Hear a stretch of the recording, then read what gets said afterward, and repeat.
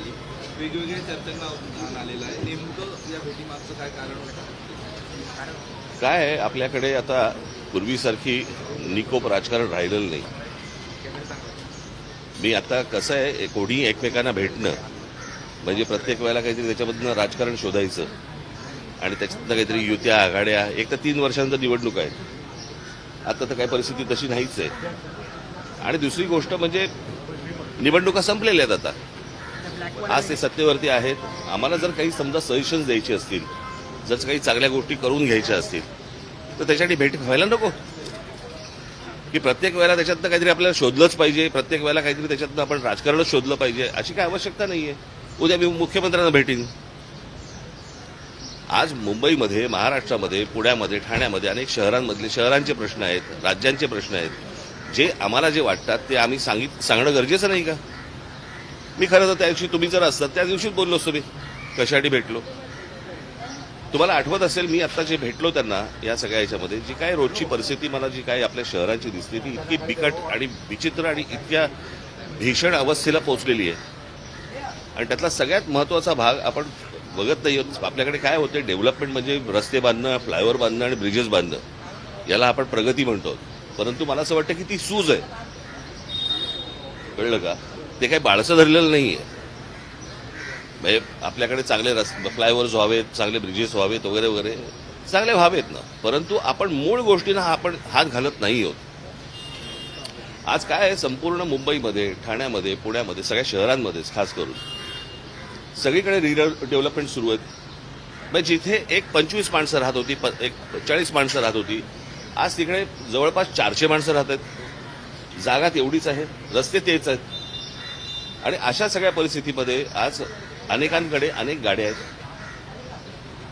त्या गाड्या आज पार्किंगमध्ये न जाता आज रस्त्यावरती उभ्या राहतात. बरं, मी ह्या सगळ्या गोष्टींमध्ये नागरिक म्हणून त्याच्यामध्ये मी पण आलो. मी काय वेगळा नाही त्याच्यातनं. परंतु या सगळ्या गोष्टींना कुठेतरी एक शिस्त आली पाहिजे. आणि ह्या समजा गाड्या पार्किंगचा आज इतक्या गाड्या रजिस्टर्ड होत आहेत आपल्या प्रत्येक आरटीओमध्ये, त्या गाड्या रस्त्यावरती येत आहेत. लांब ठेवा आता. त्या सेन्सिटिव्ह असतात ना रे माईक. तुमची काही चिन्ह दिसली पाहिजे याच्यासाठी चालू असतं का तुमचं? त्या गाड्या आज रस्त्यावरती येत आहेत. आज अनेक इमारतींमध्ये गाड्यांचं पार्किंग आहे. त्या पार्किंगमधल्या गाड्या आज कोणाकडे एक गाडी आहे, 2 गाड्या आहेत, त्याची तिसरी गाडी येते, चौथी गाडी येते. ती चौथी गाडी तिकडे पार्किंगला जागा नाही, ती रस्त्यावरती येते. आज रस्ते ट्रॅफिकसाठी आज तयार नाही आहेत. सगळीकडे जॅम होऊन बसलेला आहे. हा प्रत्येक शहरांचा प्रश्न आहे. आणि शहरांमध्ये येणारी जी माणसं आहेत ती थांबत नाहीयेत, गाड्या थांबत नाहीयेत. हे आपण कुठे नेणार आहोत सगळं प्रकरण? आणि आज मागे हीच गोष्ट मी मुख्यमंत्र्यांना भेटून सांगितली होती, आठवतं तुम्हाला? त्याच्यानंतर मी पत्रकार परिषद घेतली होती. तीच गोष्ट मी आता त्यांच्या कानावरती घातली. ही गोष्ट त्यांनी लगेच ताबडतोब त्या भूषण गगरांना फोन करून त्यांनी सांगितलं की काय करायला पाहिजे ते सगळं करा. आज गाड्या पार्क असतात, कुठेही गाड्या पार्क असतात. आज डबल पार्किंग करतात. हे तुमचे कोणते ओला उबरवाले आले त्यांना तर काय अक्कलच नसते. त्याच्या अनेक लोक अशी असतात की त्यांना बाबा ते कुठेही गाड्या पार्क करून बसतात.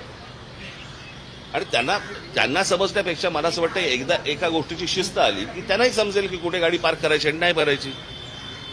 आणि म्हणून मी ते मागे जे सांगितलं होतं की लाल आणि काळा पट्टा तुमचा ह्याला फुटपाथला, त्याच्यावरती तुम्ही नो पार्किंग टाका.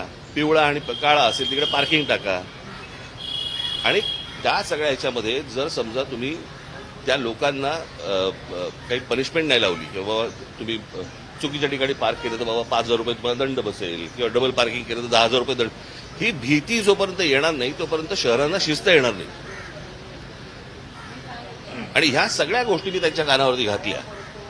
परंतु आपल्याकडे कसं होतं, या सगळ्या गोष्टी सांगितल्या तरी आपल्याकडच्या लोकांचा विश्वास बसत नाही. नाही काहीतरी असणार, ह्याच्यामध्ये पण काहीतरी असणार तर असणार. मग तुम्हाला काय चर्चा करत बसा.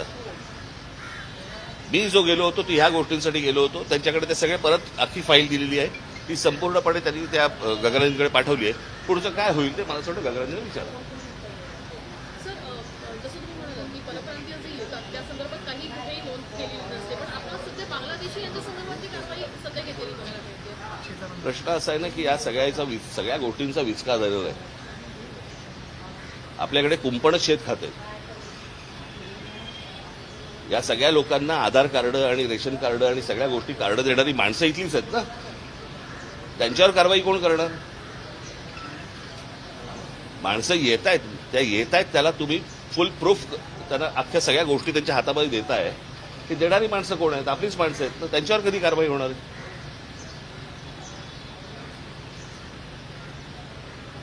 अहो, शहरात एक शहर आहे, त्या शहरामध्ये किती माणसं येऊ शकतात, किती माणसं राहू शकतात, त्याला काही आकार उकार देणार आहात की नाही आपण? कोणी उठायचं आणि कुठेही जायचं आणि कुठच्याही शहरामध्ये राहायला सुरुवात करायची, असं होऊ नाही शकत. मला असं वाटतं या गोष्टींचा राज्य सरकारने आणि केंद्र सरकारने दोघांनी विचार केला पाहिजे. ज्यांच्याकडे आपण बघतोय जी चांगली शहरं म्हणून बर्बाद होणार झालेलीच आहेत.